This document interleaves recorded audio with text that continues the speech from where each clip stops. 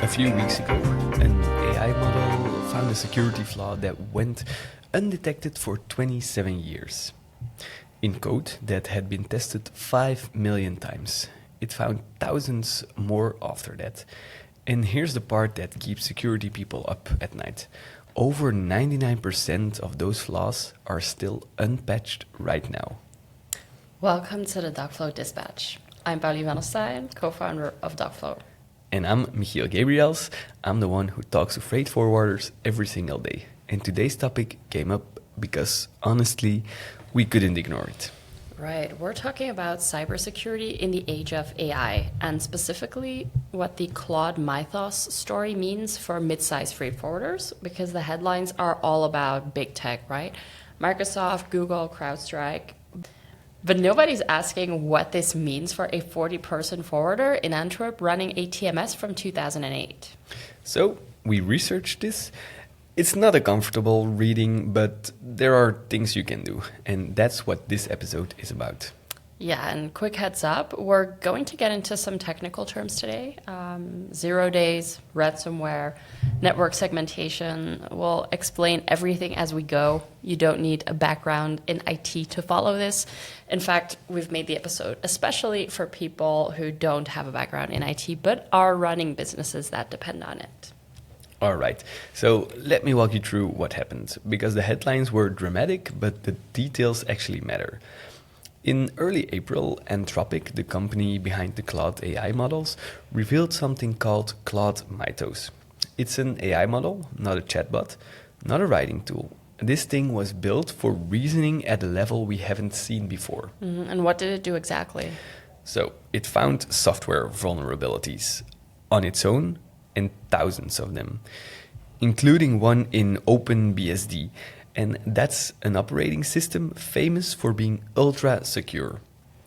This particular flaw had been sitting in the code for 27 years. An expert described it as a flaw in a line of code that had been tested 5 million times without anyone catching it.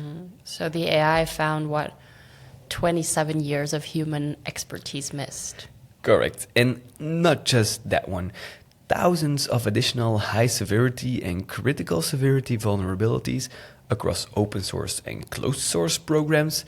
As of the announcement, over 99% of them are still unpatched. Okay, what does unpatched mean in practical terms? Yeah, so it means that the front doors are still unlocked. So the flaws are known, the fixes have not yet been applied. So anyone who finds those same flaws can technically still walk right in. And then there was the sandbox escape. Oh, yeah, right.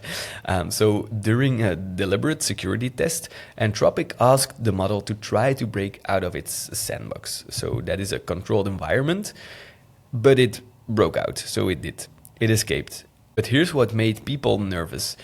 After escaping, it published details of its exploit on several publicly accessible websites, and nobody asked it to do it. It decided on its own that sharing the information was the right choice. So the model didn't just find the vulnerability, it broke out. And then it told the world how it did it. Right. And for people who don't follow AI closely, this is a big deal. Previous AI models could help with coding, they could answer questions about security, but they operated within a controlled environment. So Mythos showed that an AI model can take autonomous action in the real world, find a flaw, exploit it, escape its environment, publish information, all without being told to. So this raises a question that goes beyond cybersecurity, which is that if the model can do this during a security test, what will happen when these models are in the hands of people who aren't just running safety tests? And that's exactly the concern. That is why Anthropic decided not to release it publicly. They restricted it to 40 organizations through something they call Project Glasswing. So think of Microsoft, Apple, Google, CrowdStrike, JP Morgan. Those companies get access to improve their own security. Okay. And what about the other 7 billion of us. Yeah, we're on our own for now, I think. David Lindner, the CISO at Contrast Security, he said China will have a version of this in 5 or 6 months. The capability isn't going to stay behind closed doors. And I want to make sure people get the analogy here, Michiel. You used a really good one when we were prepping. Yeah, so think of your IT systems as a building with locks on every door. And a traditional hacker is like a locksmith. They check every lock one at a time, maybe find one weak one per day. But what Mythos does is check every lock in the building in 5 minutes. And then it posts which ones are broken on a public bulletin board. That's the difference. It's not smarter at any single task. It's way faster and more relentless than any human team. And the scary part is the direction this is heading. This is version 1, the first model to do it at scale. It's only going to get faster and cheaper. Exactly. And Anthropic is one company making one responsible choice not to release it, but other labs are building similar capabilities. Lindner's point about China having something equivalent in months isn't speculation. It's based on the pattern we've seen with every major AI capability. One lab does it, and the other follows within a year. Yeah, so the question isn't, will this affect me? The question is, when will it affect me? Yeah, and the honest answer, faster than most companies are preparing for. So that's what happened. Now, let's talk about why this should make every freight forwarder who's listening to this nervous. So here's where it gets personal, because the Mythos story is interesting as tech news, but for logistics, the numbers were already terrible before AI entered the picture.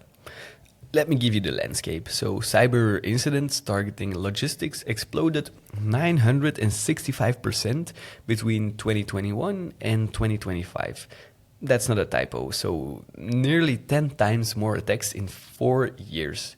In 2025 alone, there were 2,526 recorded attacks across the sector. And according to iSecurity, transport is now one of the top 3 cyber targets in the EU. It accounts for 7.5% of all recorded incidents. And ransomware specifically? So maritime ransomware surged 467% year on year. Across transport, ransomware makes up 38% of all attacks, then DDoS at 24% and phishing at 18%. The top ransomware strains targeting logistics in 2025 were Akira, Ink Ransom, and Club. Can you break that down? Like, what does ransomware attack actually look like for a freight forwarder? Sure. So someone clicks a link in an email or uses a weak password.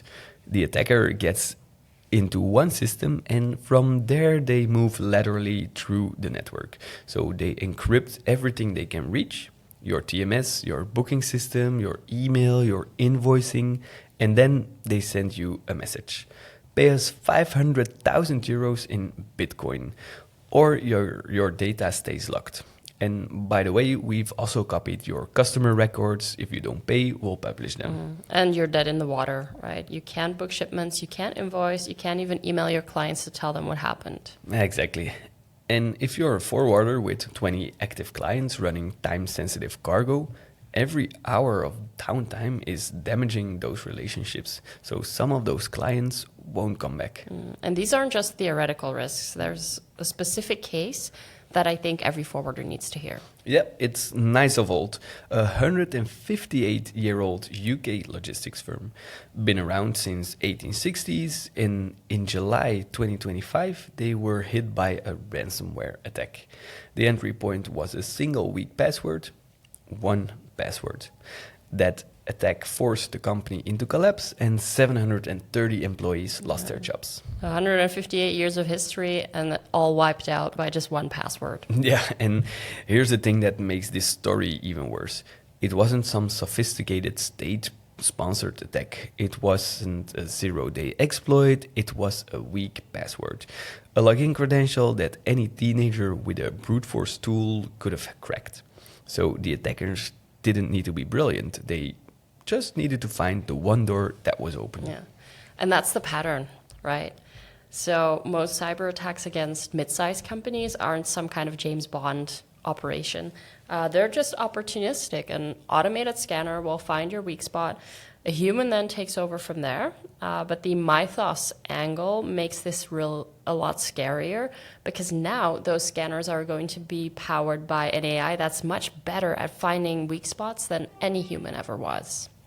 Exactly, and the broader stat backs it up. So 60% of small companies go out of business within 6 months of a cyber attack. For a mid-sized forwarder doing 5 to 20 million in revenue, the average data breach cost $4.18 million according to sector reports. That's not a line item, that's potentially fatal. So why are forwarders specifically so exposed? That's not just bad luck, right? So we have 3 structural reasons. First, we have legacy systems. So 74% of logistics firms rely on hybrid IT setups with legacy systems that lack modern security controls. We're talking TMS platforms built in the early 2000s. Then we have VPN dependencies, no network segmentations. Second one is readiness. So only 28% have implemented any kind of AI-specific security measures.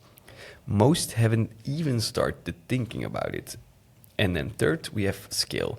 A forwarder doesn't need to be too big to be a target. They just need to be connected to something big. Yeah, that third point is something that I just want to sit on because it's the one forwarders miss, which is that you're not just a target, you're an entry point. So 65% of large enterprises, they now cite third-party vendor risk as their number one cybersecurity concern. And that's up from 54% from the year before. And just to be clear, when cybersecurity people say supply chain risk, they don't mean your cargo supply chain. They actually mean every company and every piece of software that is connected to your systems. So your TMS vendor, your tracking provider, your cloud email, you yourself. So if you're a vendor to a large shipper, you are their supply chain risk and your clients' security teams are looking at you. So the CFR put it this way. Imagine a horde of AI agents methodically cataloging every weakness in your infrastructure constantly. And if you are a freight forwarder serving a multinational, your security posture is part of their vendor assessment. We're already seeing RFPs that include cybersecurity requirements. If you can't answer those questions, you're out before you even get to the price. Yeah, let's pause on that because I don't think forwarders realize how fast this is changing. So 2 years ago, security was maybe a question like number 15 on an RFP. Now it's in the first section. So before they even ask your rates or your carrier network, they want to know, are you going to be the weak link in your forwarder network? And yeah, that ties directly to the Mythos story. Because AI doesn't just help attackers find vulnerabilities in your systems directly, it helps them map entire networks of connected companies and find the weakest node. So if you're a small forwarder connected to a large shipper, you become the path of least resistance. The attacker doesn't need to hack Maersk. They hack your 15-person operation in Rotterdam and they use it as a stepping stone. So you have access to your client's data, their booking references, their shipment details. That's the entry point. I'll be honest here, every enterprise prospect that we talk to sends a security questionnaire almost at the same time as we talk about pricing. So they want to know where their data lives, who has access, what happens if something goes wrong. And if you can't answer those questions, then you just don't get the deal. It's really that simple. And if you're a freight forwarder and you think cybersecurity is an IT problem, it's really not. It will lose you a contract that you never even know you were being evaluated for. And here's something that hit me during the research. So we keep saying mid-sized forwarders like it's their unique problem, but honestly, almost every logistics company under 500 employees is in the same boat. So we've actually talked to some customers about this. Michiel, what were their reactions? So honestly, there's a lot of, I didn't know it was that bad, which is kind of the point. Cybersecurity isn't something most logistics people think about every day. They think about rates and bookings and vessel schedules. So the security stuff is in a folder somewhere the IT person manages until it isn't anymore. Yeah, and that gap between, oh, it's someone else's job and the, oh, wait, the company is down, that is exactly where the risk sits. So, okay, the picture is clear, it's bad, and it's getting worse. And AI is accelerating everything. But we didn't want to just leave you with that. We spent the rest of our research time on what you can actually do, even without a CISO, even without a dedicated security team. So we came up with 4 things that you can do. Not next quarter, and also not when the budget frees up, but this week. And I want to be clear about something. We are not security consultants. We're not going to pretend we are, but we've had to learn a lot about this because our clients require it. And everything that we're about to share, we've either done ourselves or we've seen it work firsthand. And none of these requires a 6-figure security budget. These are things a 20 or 30 person forwarder can do with the resources they already have. So let's go through them. Number 1, run a vulnerability audit on your core systems. If you haven't had someone test your TMS, your email server, and your VPN in the last 12 months, you don't know where you're exposed. You're guessing. So how does a 30-person freight forwarder even start with this? So start with the external facing stuff, your website, your email, your VPN. There are firms in Belgium and the Netherlands that do basic penetration tests for a few €1,000. Some offer a first scan for free. So the point is, you can't protect what you can't see. What Mythos does at machine scale, you need to do at least once a year with human help. And I'd add one thing. When you get the results back, don't just let them sit in a PDF on someone's laptop. Discuss them, have your IT person walk the team through what was found. Because often the vulnerabilities aren't technical mysteries. They're things like, oh, your finance person's password hasn't been changed in 3 years, or your old file server is still connected to the network even though nobody uses it. Right, and those are the exact things that automated tools find in seconds. That's the Mythos lesson applied at human scale. Yeah, and document it. If a client asks, when was your last security test, you want an answer. Okay, number 2, segment your network. This is the one nobody really wants to hear because it means changing how things are wired. So here's the question. If ransomware hits your booking system, does it also affect your invoicing, your customer portal, your email server? For most forwarders? For most forwarders, the answer is yes, because everything runs on one flat network. So everything is connected to everything, and that's exactly how Knights of old collapsed. So one entry point gave the hackers access to the entire operation. Network segmentation means putting barriers between systems, so a breach in one area doesn't cascade onto the next. It's like bulkheads on a ship. If one compartment floods, the others stay dry. Without bulkheads, one hole sinks the whole vessel. And it doesn't have to be a massive project. Talk to your IT provider. Most managed service providers set up basic segmentation. So separate your operational systems from your email. Separate your financial data from your booking platform. You don't need a perfect architecture. You just need walls between the things that matter most. Even just separating your email from your core TMS would have changed the outcome for Knights of old. So ask your IT person or managed service provider one question. If your email gets compromised, what else is directly accessible from that same network? And if they say everything, then this is your priority. All right, number 3. Enforce multi-factor authentication everywhere. Knights of old, 1 week password and 158 years of operations gone. MFA means that even if someone steals a password, they still need a second factor to get in. A code from your phone, a hardware key, just something. Which system specifically? Your email, your TMS, VPN, cloud tools, anything a human logs into. This is the cheapest and fastest security improvement you can make. Not next quarter, today. Most platforms already support it. You just have to turn it on and make it mandatory. No exceptions. I know it's annoying and people complain, oh, this is going to slow me down. Well, you know what slows you down even more is explaining to your biggest client why their shipment data was stolen because someone on your team used welcome123 as their password. And by the way, the most common passwords in logistics companies are still things like logistics 2024 and shipping 123. And I wish I was joking, but I'm not.